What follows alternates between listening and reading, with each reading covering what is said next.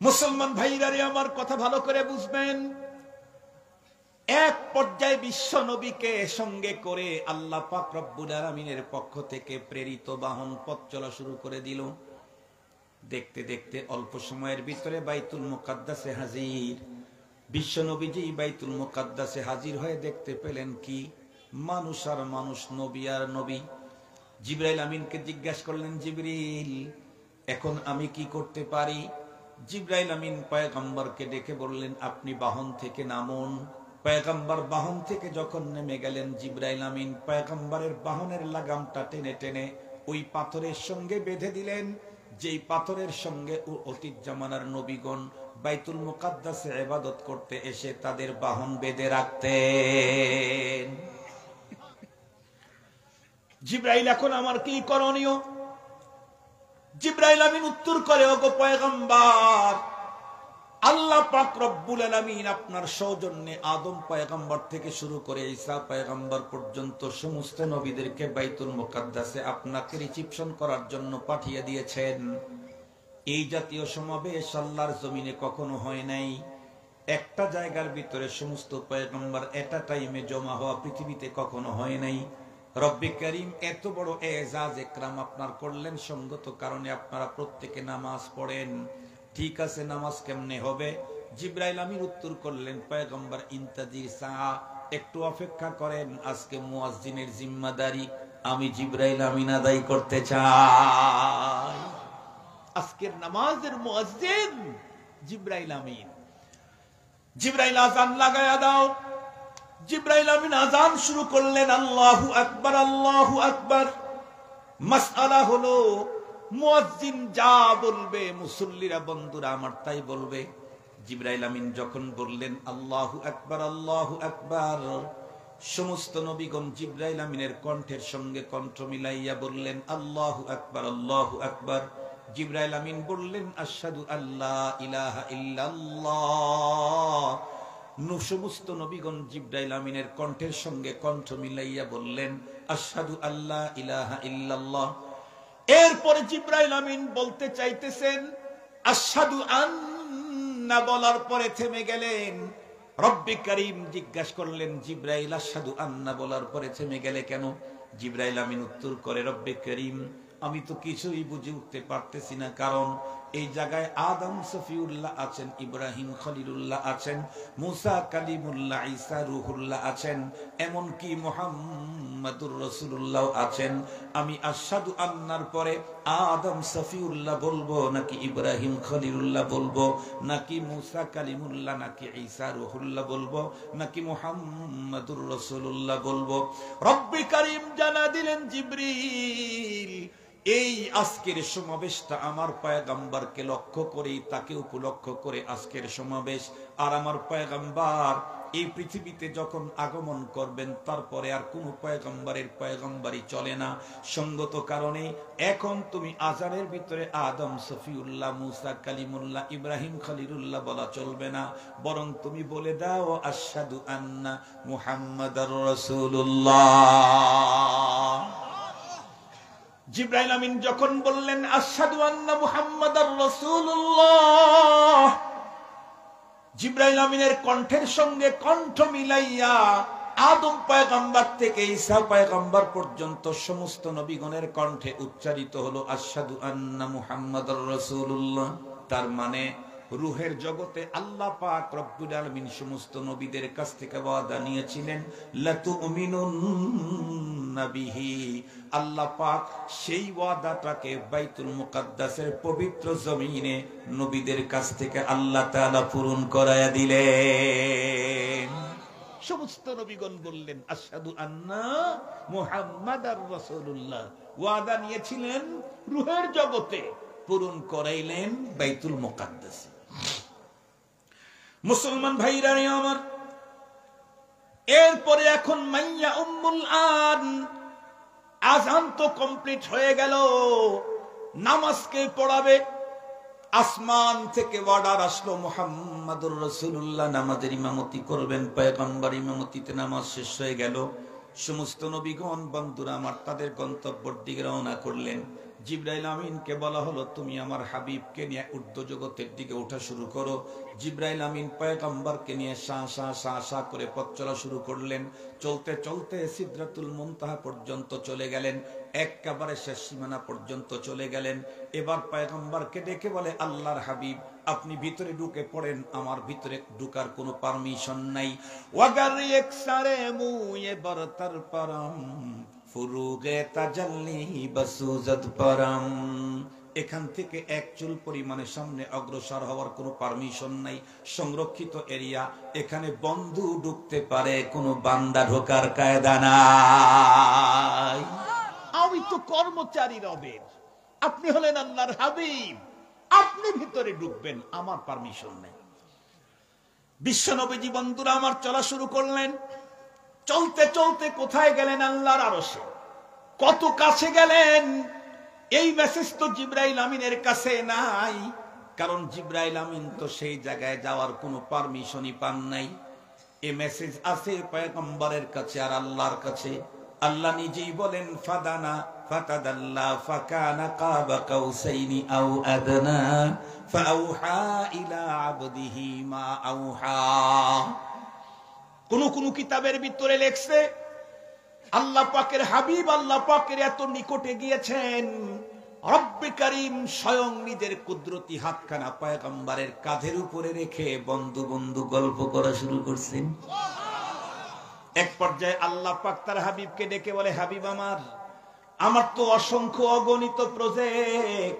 আল্লাহর কোরআন খুলে দেখেন, আল্লাহ বলেন, ওয়া ইন তাউদ্দু নি'মাতাল্লাহি লা তুহসুহা। আমার প্রজেক্ট কতগুলি আছে, কিয়ামত পর্যন্ত তোমরা গুণে কোনোদিন শেষ করতে পারবে না। রব্বে কারীম ডেকে বললেন, হাবিব আমার তো অসংখ্য অগণিত প্রজেক্ট, এতগুলি দেখাবার মতো কোনো সুযোগ নাই। তবে আজকের সফরে আমি আমার দুইটা প্রজেক্ট আপনাকে দেখায় দিতে চাই। একটা হলো জান্নাতের প্রজেক্ট, আর একটা হলো জাহান্নামের প্রজেক্ট। বিশ্বনবীজি নিজের চোখে আল্লাহ পাকের জান্নাত দেখেছেন, বিশ্বনবীজি নিজের চোখে জাহান্নাম দেখেছেন, বিশ্বনবীজি নিজের চোখে তার রব্বে কারীমকে দেখেছেন। এ কারণেই তো কোরআনে হাকিমের ভিতরে তামাম দুনিয়ার মানুষদেরকে সাহাবীদের মতো ঈমান আনতে বলা হয়েছে। নবীর ঈমানের মতো ঈমান আনার অর্ডার কাউকে করা হয় নাই। বলা হয় নাই আমিনু কামা আমানার রাসূল, আমিনু কামা আমানান নবী। লা, কি বলা হয়েছে? আমিনু কামা আমানান নাস। সাহাবীদের ঈমানের মতো ঈমান আনো, নবীর মতো ঈমান লা ইউমকিন লি আহাদ, কারো জন্যই সম্ভব না। কেন? আল্লাহ পাকের রাসূল অনেক ঈমান বিল মুশাহাদা, আল্লাহর ঈমান রাসূলুল্লাহর বিল মুশাহাদা, জান্নাতের ঈমান রাসূলুল্লাহর বিল মুশাহাদা, জাহান্নামের ঈমান রাসূলুল্লাহর বিল মুশাহাদা। আর বিল মুশাহাদা আল্লাহ, জান্নাত এবং জাহান্নামের ঈমান কোন বান্দার দ্বারাই সম্ভব নয়। আপনারা দেখে ঈমান আনবেন, তাহলে তো মেরাজে যাওয়া লাগবে। টাকা পয়সার ব্যবস্থা আছে তো? টাকা পয়সা দিয়ে যাওয়া যায় মেরাজে? না। এই জন্য আল্লাহ পাক সাহাবীদের ঈমানের মতো ঈমান আনতে বলেছেন, রাসূলের ঈমানের মতো ঈমান আনতে বলেন না। মজার কথা হলো, নবীজি বলেন, আমি আল্লাহ পাকের জান্নাতের প্রজেক্টটা দেখার জন্য বিসমিল্লাহ বলে গেটটা খুলে ভিতরে ঢুইকেই এক আজীব কারিশমা দেখতে পেলাম। কি? জান্নাতের ভিতরে ঢুইকেই দেখি জান্নাতের ভিতরে আমার সামনে দিয়ে আমার বেলালে হাফসি খড়ম পায়ে দিয়ে ঘোরাঘুরি করতেছে জান্নাতের ভিতরে।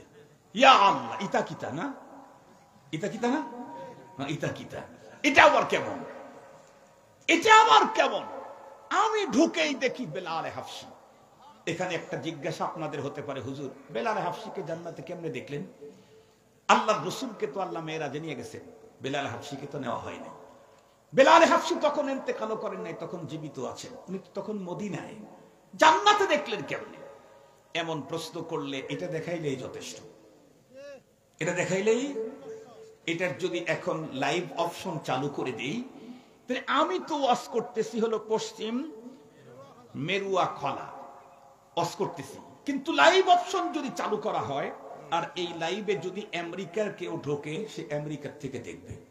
কেউ যদি ব্রিটেনে ঢোকে, লন্ডনে যদি দেখতে চায়, পাকিস্তানে দেখতে চায়, ইন্ডিয়া কাটাতারের ওই পারে হুজুরদেরকে দেখতেই পারতেছে না। এরপরেও যদি কেউ এখন এই লাইভ অপশনে ঢোকে, দেখবে হায় হায় বিষা দিলাম না, ঢুকলো কেমনে? কথা বলেন না কেন? বিষা দিলাম না, ঢুকলো কেমনে? মানুষের প্রযুক্তির কারণে যদি এক আব্দুল বাসেতকে এটা টাইমে লক্ষ জায়গায় দেখানো যায়, এই মানুষটাকে যে রব তৈরি করেছেন তার প্রযুক্তি দিয়া মদিনার বেলালে হাফসিকে জান্নাতে দেখানো যায় না? রব্বুল আলামিন তার নিজস্ব প্রযুক্তি দিয়ে তার বেলালে হাফসিকে দেখায় দিয়েছেন। মূলত আল্লাহ পাক তার হাবিবকে জানায় দিলেন, হাবিব আমার, বেলাল কালো হলে কি হবে, বেলাল কৃতদাস হলে কি হবে, বেলাল হাফসায় জন্ম হলে কি হবে? আপনার সাথে সুসম্পর্কের কারণে বেলালের মর্যাদা পজিশনটা আপনি নিজেই দেখে যান। এখন আপনি কার সাথে সম্পর্ক করবেন সেটা আপনার ব্যাপার। পক্ষান্তরে ওই যুগের আর একজন মানুষ, যেই মানুষটার অবস্থা বেলালে হাফসি রাদিয়াল্লাহু তাআলা আনহুর একদম বরআক্স, একদম উল্টো। বেলালে হাফসি তার জন্ম হলো হাফসায়, মানুষটা কালো। কিন্তু আর একজন মানুষ ওই যুগেরই, যে লোকটা এত বেশি সুন্দর ছিল, বেশি সুন্দর হওয়ার কারণে তার নাম হলো আবু লাহাব। আপনাদের একটা বাংলা মেসাল দিলে বুঝবেন, আমাদের অঞ্চলে কারো যদি চেহারা বেশি সুন্দর হয়, যুবকেরা কি বলে? হায় হায়, চেহারা না আগুন রে আগুন। বলে না বলে না? কথা বলে না বলে না? অস্বাভাবিক সুন্দর হলে তারে আগুন বলি আমরা। আবু লাহাবের চেহারা এতটাই সুন্দর, ওরে আগুনের বাবা বলছে। ওরে আগুন না আগুনের বাবা? লাহাব না আবু লাহাব? কথা বলেন না কেন? লাহাব না আবু লাহাব? আবু লাহাব এত সুন্দর। জন্ম কোথায় আবু লাহাবের? বেলালে হাফসি রাদিয়াল্লাহু আনহুর জন্ম হলো সুদূর হাফসায়। আবু লাহাবের জন্ম পৃথিবীর সবচেয়ে অন্যতম জায়গাতে, মক্কাতুল মুকাররমার মতো পবিত্র জমিনে। যেই জমিনে আছে খানায়ে কাবা, যেই জমিনে আছে মাকামে ইব্রাহিম, যেই জমিনের ভিতরে আছে বন্ধুরা আমার কি বলে মাতাব, যেই জমিনের ভিতরে বন্ধুরা আমার আছে হাতিমে কাবা, যেই জমিনের ভিতরে মিনা মুজদালিফা, যেই জমিনের ভিতরে সাফা মারওয়া, যেই জমিনের ভিতরে আছে আরাফা, যেই জমিনের ভিতরে জাবালে নূর, জাবালুর রহমা, এত উন্নত জমিনের ভিতরে জন্মগ্রহণ করলো আবু লাহাব। বংশের দিক থেকে কত উন্নত! আল্লাহ তামাম পৃথিবীতে এর চাইতে উন্নত কোন বংশ দুনিয়াতে নাই। পয়গম্বর নিজেই বলেছেন, তামাম আলমের মধ্যে আল্লাহ পাক রব্বুল আলামিন বলতে ইসমাইলকে চয়েস করেছেন, সেখান থেকে বন্ধুরা আমার হাশিমকে চয়েস করেছেন, সেখান থেকে কুরাইশকে চয়েস করেছেন, সেখান থেকে আব্দুল মুত্তালিবকে বন্ধুরা আমার চয়েস করেছেন। এক কথায় বলতে চাই, আমরা আমাদের পয়গম্বরের বংশীয় মর্যাদা বর্ণনা করতে গিয়া যতগুলি কথা বলি, পয়গম্বর ইসমাইলি, আবু লাহাব ইসমাইলি, পয়গম্বর হাশিমি, আবু লাহাব হাশিমি, পয়গম্বর কুরাইশি, আবু লাহাব কুরাইশি, পয়গম্বর মুত্তালিবি, আবু লাহাব মুত্তালিবি। গভীরভাবে দৃষ্টিপাত করলে আবু লাহাব মুত্তালিবি বিলা ওয়াসিতা, আমার পয়গম্বর মুত্তালিবি বিল ওয়াসিতা, আমার পয়গম্বর মুত্তালিবি হযরত আব্দুল্লাহ বন্ধুরা আমার ওনার মাধ্যমে। কিন্তু আবু লাহাব যে মুত্তালিবি কোনো মাধ্যম নাই, কারণ আবু লাহাবের বাবার নামটাই হলো আব্দুল মুত্তালিব।